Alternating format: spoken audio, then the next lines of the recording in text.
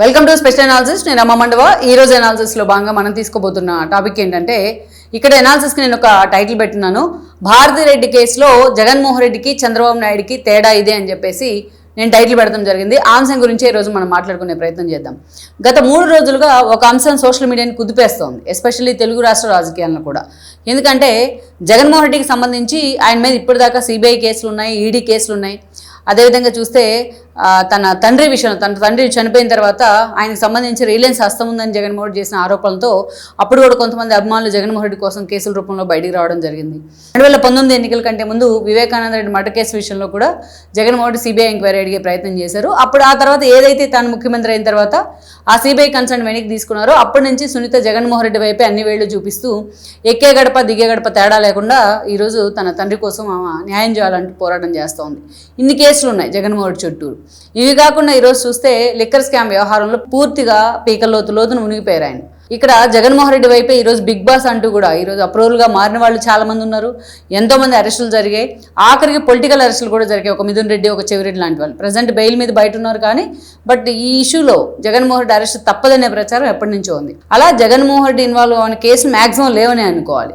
అలాంటి జగన్మోహన్ రెడ్డికి సంబంధించి లేటెస్ట్గా బయటకు వచ్చిన ఒక వార్త అయితే కొంత ఆయన అభిమానులు కూడా కొంత డిఫెన్స్లో పడేసిన మాట అయితే వాస్తవం. ఏదైతే 2000 సంవత్సరంలో ఆయన భార్య అయిన భారతిరెడ్డి జగన్మోహన్ రెడ్డి మీద పంజాగుట్ట పోలీస్ స్టేషన్లోని హెరాస్మెంట్ కేసు ఫైల్ చేసింది అనేదే ఆ వార్త. అయితే దాంట్లో నిజాలు ఎంత ఉన్నాయి, దాంట్లో నిజంగా అది అబద్ధాలు వండి వారుస్తున్నారా, లేకపోతే ఒక ముఖ్యమంత్రి స్థాయి వ్యక్తి భార్యని ఇలా హ్యూమిలేట్ చేయడం కరెక్టేనా అన్న అంశాలు కూడా చర్చనీయాంశం అవుతున్నాయి ఇదే సమయంలో. అయితే ఇక్కడ వైసీపీ వైపు నుంచి ఇంత ఏదైతే మొత్తం రాష్ట్ర వ్యాప్తంగా ఈ అంశం ఇంత ప్రచారంలోకి వస్తున్నప్పటికీ వైసీపీ వైపు నుంచి ఇప్పటిదాకా దీనికి సంబంధించి ఒక ఖండన ప్రకటన లేదు. ఎక్కడ ఈరోజు భారతిరెడ్డి చేతిలోనే జగన్మోహన్ రెడ్డికి సంబంధించిన పేపర్ ఉంది, మీడియా ఉంది. ఎక్కడా కూడా ఈ అంశం మీద ఎవరైనా కూర్చోబెట్టి ఒక క్లారిటీ ఇస్తున్న పరిస్థితి లేదు.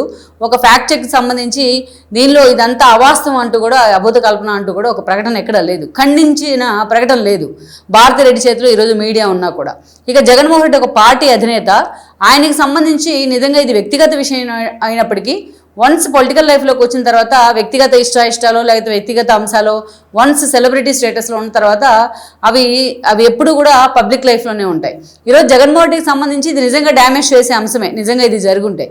అయితే టీడీపీ ఇప్పుడే ఎందుకు దీన్ని బయటికి తెచ్చే ప్రయత్నం చేస్తుంది అంటే, ఇది టీడీపీ సోషల్ మీడియా నుంచి ముందుగా వచ్చిందని నేను అనుకోవట్లా. ఎవరు సోషల్ మీడియాలో పోస్ట్ చేశారో అది చాలా వైరల్ అవుతా ఉంది. మైట్ బి టీడీపీ నుంచి ఇలాంటిది వచ్చినా తప్పే. ఎందుకు తప్పు అంటున్నానంటే, ఒకవేళ దీనిలో వాస్తవం ఉన్నా అది తప్పే టీడీపీ నుంచి వస్తే. ఎందుకు నేను చెప్తా ఉన్నాను తప్పు అని, గతంలో మనం చూస్తే చంద్రబాబు నాయుడు ఏదైతే భారతిరెడ్డికి సంబంధించి సామాన్య కిరణ్ అనే ఒక వ్యక్తి తన పార్టీ అధికారంలోకి వచ్చిన తర్వాత, మన కూటమి ప్రభుత్వం వచ్చిన తర్వాత సామాన్య కిరణ్ అనే ఒక వ్యక్తి భారతిరెడ్డిని ఉద్దేశించి కామెంట్స్ వేశారు. కొన్ని పరుష పదజాలం వాడడం జరిగింది. దానిలో ఆయన వెంటనే, ఎక్కువ సమయం కూడా తీసుకోలేదు, వెంటనే అతన్ని అరెస్ట్ చేశారు పోలీసులు చంద్రబాబు నాయుడు ఆదేశాల మేరకు. అరెస్ట్ చేయడమే కాదు, అతని ముఖానికి ఏదైతే డస్ట్బిన్ కవరేజ్ మరి పోలీసులు ఒక పెద్ద కేసులో నిందితుడిగా ఉన్నట్టు ఆయన తీసుకెళ్ళిపోవడం జరిగింది. అదే జగన్మోహన్ రెడ్డి హయాంలో ఏం జరిగింది అనేది మనం ఎన్నోసార్లు చెప్పుకోవాల్సిన అవసరం లేదు. అంటే ఎవరైనా సరే లేడీస్ గురించో మహిళల గురించో వ్యాఖ్యానం చేస్తేనో, ఇట్లా చిల్లర రాతలు రాస్తేనో, చిల్లర మాటలు మాట్లాడితేనో తాము ఊరుకోమనే ఒక సందేశాన్ని చంద్రబాబు నాయుడు ఇచ్చే ప్రయత్నం చేశారు. అది సొంత పార్టీ నేత అయినా సరే.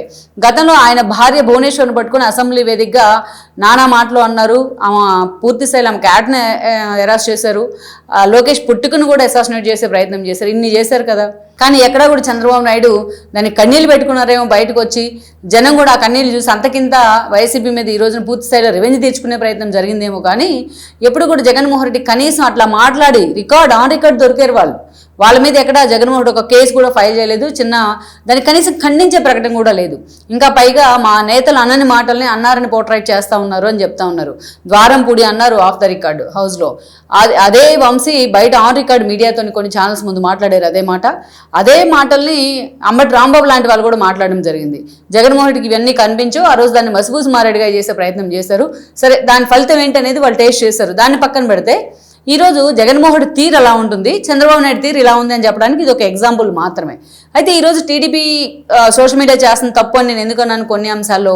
ఇక్కడ చంద్రబాబు నాయుడు ఎప్పుడు కూడా ఒక వెండెట్టాకి వెళ్ళడము, లేకపోతే ఒక పగా ప్రతీకారాలు తీర్చుకోవడాలు ఆయన ఎప్పుడు చేయరు. ఆయన చాలా దూరంగా ఉంటారు. ఎన్నోసార్లు ప్రూవ్ అయింది మనకు. తనని ఒక డర్టియెస్ట్ పొలిటీషియన్ ఆఫ్ ఇండియా అన్న కేసీఆరే తుంటి విరగొట్టుకుని ఫామ్ హౌస్ లో తుంటి విరగొట్టుకుని హాస్పిటల్ పాలైతే స్వయంగా చంద్రబాబు నాయుడే ఆయన పరామర్శించడానికి వెళ్ళడం జరిగింది. తాను జైలు నుంచి బయటకు వచ్చిన తర్వాత కనీసం తను జైల్లో ఉంటే ఐటీ ఎంప్లాయీస్ తెలంగాణలో నిరసన చేయడానికి వాళ్ళు ఒప్పుకోలేదు. ఇది ఒక జోక్గా వాళ్ళు అభివర్ణించారు. కేసీఆర్ లాంటి వాళ్ళు ఖండించే ప్రయత్నం చేయలేదు. అయినా సరే చంద్రబాబు నాయుడు ఆయన పరామర్శించారు. అంత సహనం ఓర్పు ఈ జనరేషన్ టీడీపీ క్యాడర్లో అయితే చాలా తక్కువ ఉంటుంది. అయితే ఈరోజు అటు టీడీపీని కానీ టీడీపీలో ఉన్న మహిళలు కానీ ఈరోజు ప్రతిపక్షంలో ఉన్న అదే స్థాయిలో వాళ్ళు టార్గెట్ చేస్తూ ఉన్నారు. ఒక రోజు దగ్గర నుంచి అనేక మంది వాళ్ళ తీరులో ఏం మార్పు రాలేదు. సో అలాంటి సందర్భంలో ఈరోజు టీడీపీ క్యాడర్ కూడా కొంత ఉక్రోషము, టీడీపీ యాక్టివిస్టులకు సోషల్ మీడియా యాక్టివిస్టులకి కొంచెం కోపం ఉండుండొచ్చు. ఆ కోపంలో వాళ్ళకు ఒక అంశం దొరికింది, దాన్ని వైరల్ చేసే ప్రయత్నం చేసి ఉండొచ్చు. కానీ చేయకూడదు. ఎందుకు చేయకూడదు అన్నానంటే ఇక్కడ పూర్వపరాలు మనం చూస్తే 2000 సంవత్సరంలో భారతిరెడ్డి పంజగుట్ట పిఎస్లో జగన్మోహన్కి సంబంధించి హెరాస్మెంట్ కేసు ఫైల్ చేశారు అనేది ఆ రోజున్న అప్పుడున్న కేసు, అది ఆరోపణ. దానికి సంబంధించి చంద్రబాబు నాయుడు రోజు ముఖ్యమంత్రిగా ఉన్నప్పటికీ ఆయన ఎక్కడ కూడా పోలీసులు ఆయనకి ఇన్ఫార్మ్ చేసినా ఆ రోజు ఇంటెలిజెన్స్ వాళ్ళందరినీ పిలిచి ఇది ఆ స్థాయిలో ఉన్న వైఎస్ రాజశేఖర రెడ్డి ఫ్యామిలీకి సంబంధించిన విషయం, మీరు దాన్ని ఎక్కడ కూడా ఫ్లేర్ చేయొద్దు, బయటికి ఎక్కడ ఎక్స్ప్లోర్ చేయొద్దు, దాన్ని సైలెంట్గా ఆయనకి సమాచారం ఇచ్చే ప్రయత్నం చేయండి అని చెప్పి కొంతమంది అధికారులతో వైఎస్ రాజశేఖర రెడ్డికి సమాచారం ఇప్పించి పూర్తిగా వాళ్ళ ఇంట్లోనే దాన్ని సెటిల్ చేసుకునేలాగా సహకరించారు ఆయన. అదే ఇష్యూ జగన్మోహన్ రెడ్డి దొరుకుంటే ఏం చేసేవాళ్ళు? గతంలో బాలకృష్ణ ఇంట్లో కాల్పులు జరిగితే కూడా వైఎస్ రాజశేఖర రెడ్డి వైపు నుంచి అలాంటి ఒక సహృద్భావ వాతావరణంలోనే ఆ ఇష్యూ సాల్వ్ అయిందనే చర్చ ఉంది. If it is factor not. So అలాగా అదే జగన్మోహన్ రెడ్డికి అలాంటి ఇష్యూ ఒకటి దొరుకుంటే చంద్రబాబు నాయుడు వైపు నుంచి ఏం చేసేవాళ్ళు? మన ఊహకే అందట్లేదు ఏం చేసేవాళ్ళు. కానీ చంద్రబాబు నాయుడు మాత్రం అంత హుందాగా తనకు అవకాశం ఉన్న వెండట్టా తీసుకోవడానికో ఫ్యామిలీ ఇష్యూని తీసి బజార్ నేయడానికో ఆయన ఎప్పుడు కూడా ముందుకు రాడు. ఇటీవలే నాని కూడా మాట్లాడారు. ఈ రేషన్ బియ్యం మాయం కేసులో తనతో పాటు తన భార్య మీద కూడా కేసు పెడితే పేర్ని నాని ఈ పోలీసులు ఆమె మీద కేసు పెట్టాలని అనుకుని ఆమెను అరెస్ట్ చేయాలని ఒక చర్చ జరిగినప్పుడు చంద్రబాబు నాయుడు పోలీసులకి చాలా హుందాగా చెప్పారు, లేడీస్ని మీరు టచ్ చేయొద్దు అని చెప్పేసి. ఆ విషయంలో చంద్రబాబు నాయుడు చాలా గొప్పోడని ఇదే పేర్ని నాని పొగిడారు. వైసీపీకి చెందిన పేర్ని నాని, నిద్రలేస్తే జగన్మోహన్ రెడ్డికి భజన చేసే పేర్ని నాని. సో అంటే చంద్రబాబు నాయుడు ఒక స్టాండ్లో ఉన్నప్పుడు అది గతంలో ఈ జనరేషన్ చూడకముందు జరిగిన సంఘటన. ఈ జనరేషన్లో రీసెంట్గా జరిగిన సంఘటన సామాన్య కిరణ్ అరెస్ట్ చేయించడం భారతిరెడ్డిని తిట్టినందుకు. సో చంద్రబాబు నాయుడు కూడా అదే స్టాండ్తో ఉన్నప్పుడు, లోకేష్ కూడా అదే స్టాండ్తో ఉన్నప్పుడు ఈరోజు టీడీపీ యాక్టివిస్టులు దాన్ని వైరల్ చేయకుండా ఉండాల్సింది, ఈ సందర్భంలో ఆ అంశాన్ని బయటికి తీసుకురాకుండా ఉండాల్సింది అనేసి కొంతమంది చెప్తా ఉన్నారు. కాకుంటే వైఎస్ఆర్సీపీ ఈరోజు అదే స్థాయిలో వాళ్ళని టార్గెట్ చేస్తుంది కాబట్టి, ఇప్పటికీ ఆ రోజు నోరు మూతపడలేదు కాబట్టి, ఇప్పటికీ రాధాకృష్ణ అదే స్థాయిలో వైసీపీ టార్గెట్ చేసింది కాబట్టి దానికి పోటాపోటీగా టీడీపీ క్యాడర్ స్పందించిందని మనం అనుకోవచ్చు. కానీ బట్ ఇట్లాంటి ఇష్యూలు ఎంత ఫ్లేరప్ కాకుండా ఉంటే అంత రెండు పార్టీలకి మంచిది. ఇష్యూలు డిస్కస్ చేయాల్సిన అంశాలు చాలా ఉన్నాయి రాష్ట్రంలో, వాటి మీద ఫోకస్ పెడితే చాలా బాగుంటుందని నేను అనుకుంటా ఉన్నా. కాకుంటే ఒక సమర్థవంతుడైన పొలిటీషియన్ అధికారంలో ఉంటే ఎలా ఉంటుంది, ఒక అసమర్థుడైన పొలిటీషియన్ అధికారంలో ఎలా ఉంటుంది ఉంటే ఎలా ఉంటుంది, మహిళలకు ఇచ్చే గౌరవం ఎలా ఉంటుంది, ఫ్యామిలీలకు ఇచ్చే గౌరవం ఎలా ఉంటుంది అనడానికి ఇది ఒక ప్రత్యక్ష ఉదాహరణగా, ఇది ఒక లైవ్ ఎగ్జాంపుల్గా మనం తీసుకోవచ్చు.